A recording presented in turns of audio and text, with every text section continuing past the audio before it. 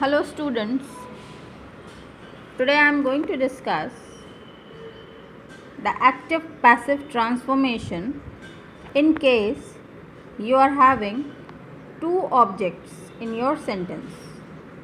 मान लीजिए active passive transformation करते समय आपके सेंटेंस में दो ऑब्जेक्ट्स हैं. यूजुअली जब बुक्स में आप देखते हो तो आपको एक ही ऑब्जेक्ट मिलता है in order to explain the sentences या ट्रांसफॉर्मेशन रूल्स.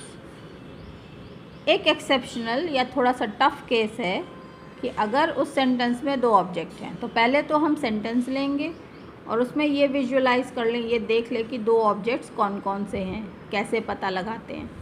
तो मान लीजिए हम एक्टिव वॉइस का सेंटेंस लेते हैं. इस एक्टिव वॉइस के सेंटेंस में हमने लिया है I gave Latika a pen. मैंने लतिका को एक पेन दिया. सब्जेक्ट कौन है यहाँ पे? I. Gave is your verb in second form. Give का सेकेंड फॉर्म है. Give, gave, given. I gave whom, किसको दिया. तो जब भी whom का जो आंसर आता है वो आपका इनडायरेक्ट ऑब्जेक्ट होता है. तो आई गेव whom, मैंने किसको दिया? लतिका को. ये पर्सन होता है, पर्सनल पीपल होते हैं ये. Therefore whom is about person and whatever answer you get is an indirect object. इसके बाद I gave लतिका what, क्या दिया मैंने? तो I gave Latika what, answer आया pen, a pen. So what का जो जवाब है वो डायरेक्ट ऑब्जेक्ट है. Therefore now you have found out two objects. One is indirect object and other is direct object.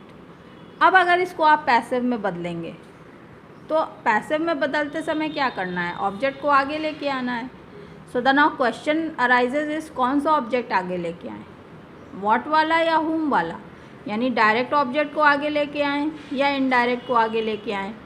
तो मेरा जवाब है कि पैसिव बनाते समय अगर आपके पास दो ऑब्जेक्ट्स हैं तो आप दोनों को ही आगे ला सकते हैं. मान लीजिए आप लतिका को आगे लाते हैं, इनडायरेक्ट ऑब्जेक्ट को पैसिव में सब्जेक्ट बनाते हैं.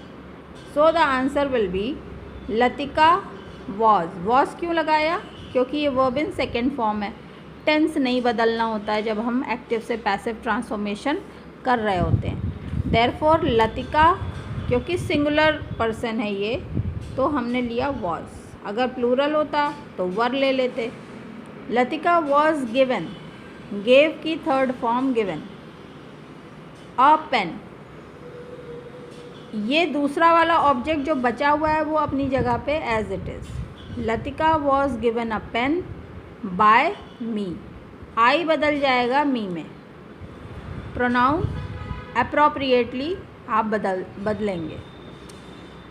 इसके बाद अगर मान लीजिए डायरेक्ट ऑब्जेक्ट को आगे लेके आओ तो फिर क्या आंसर बनेगा? अ पेन, ये भी सिंगुलर सब्जेक्ट है. This is also your singular subject, इसलिए यहाँ पे भी वॉज ही आएगा. A pen was given to Latika. अब ये रिसीवर ऑफ द पेन है, इसलिए टू का बड़ा इम्पोर्टेंस है यहाँ पे, ये ध्यान रखना है. इसको चाहे एज अ रूल आप समझ लीजिए या आप इसको समझ करके करिए, बट पेन दिया जा रहा है. So Latika becomes the receiver of the pen. Therefore a pen was given to Latika by me. तो बाय मी में कोई चेंज नहीं है.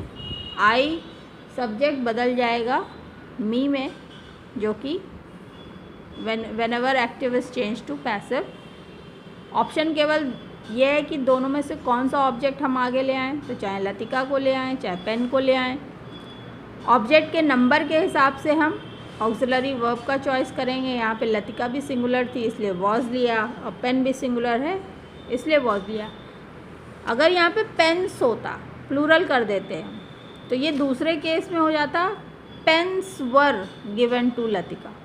तो अकॉर्डिंगली ये जो ऑक्सिलरी वर्ब हम प्लेस करते हैं ये this is always in accordance to your subject, which is the major topic of English grammar covered under the agreement of your verb with your subject. So this is how we change the sentences from active to passive voice whenever there are more than two objects.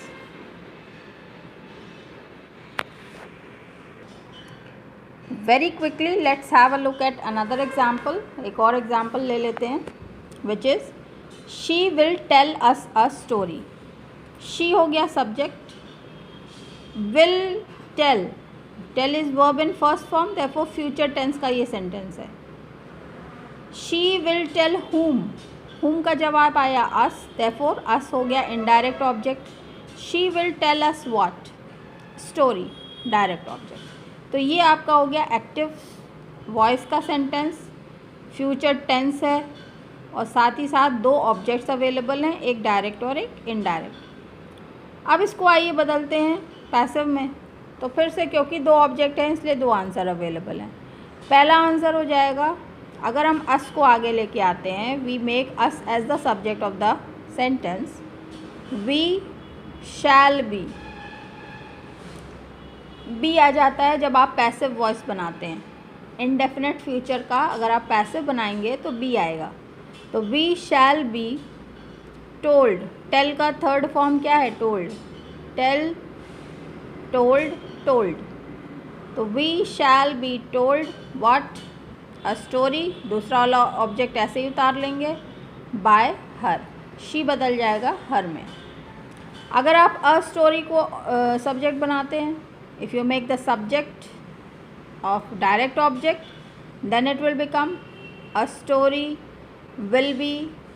You can even take shall be according to the intention of the sentence. A story shall be or will be told to us. अब देखिए यहाँ पे फिर से to का use हो गया क्योंकि ये स्टोरी किसको सुनाई जा रही है? Receiver of the story is who? It is us. Therefore a story will be told to us by her. So this is how you again change the sentence of active voice having two objects into passive voice. दो objects हैं इसलिए दो answers available हैं. मैं ये नहीं कहती कि ये नियम हमेशा ही एज इट इज़ काम करेगा. हो सकता है कि कभी कोई ऐसा सेंटेंस आपके सामने आ जाए जिसमें आप दोनों में से किसी को भी ले करके पैसिव बना लें. ऐसी फ्रीडम आपके पास नहीं होगी. अदरवाइज़ इट इज़ पॉसिबल कि आपका मीनिंग उस सेंटेंस का बदल जाए. तो ये बात हमेशा ध्यान रखिएगा कि जो अल्टीमेट रूल होता है ट्रांसफॉर्मेशन का, वो यही होता है कि आप किसी भी तरह से ट्रांसफॉर्म कर रहे हों, नियमों के हिसाब से भी कर रहे हों, लेकिन जो अल्टीमेट रूल है वो ये होता है कि मीनिंग नहीं बदलना चाहिए सेंटेंस का. तो एक्टिव से पैसिव ट्रांसफॉर्मेशन में पहला सबसे बड़ा नियम, मीनिंग नहीं बदलिए. दूसरा नियम, टेंस मत बदलिए. तीसरा नियम, पैसिव में वर्ब की हमेशा थर्ड फॉर्म लगेगी. और चौथा नियम कि अगर टाइप ऑफ सेंटेंस दिया है, मान लीजिए इंट्रोगेटिव है या इम्पेरेटिव है, तो टाइप ऑफ सेंटेंस को भी हम नहीं बदलते हैं. So this is all about transforming when you are having two objects in your sentence of active voice and you want to change it into passive voice. Therefore keep learning now. Bye bye for now. Stay blessed.